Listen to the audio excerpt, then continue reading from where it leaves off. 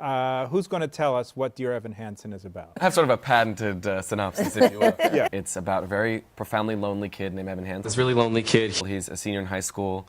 He's a senior in high school, And he has a lot of trouble connecting to people. And has a lot of trouble sort of connecting. has a lot of trouble connecting. Has a lot of trouble connecting with people. Incredibly lonely and isolated. A really isolated kid. Feels very isolated. Emphasized by the hyperconnectivity of social media. And I think like the hyperconnectivity of social media. Exacerbated by the hyperconnectivity of social media. Sort of the hyperconnectivity of social media. Amplified by social media and the hyperconnectivity. And amplified by the hyperconnectivity of social media. It's sort of hyperconnectivity online where everybody's sort of instantaneously judging one another. Feeling that they can sort of instantaneously judge one another. That kind of pulls him further and further into himself.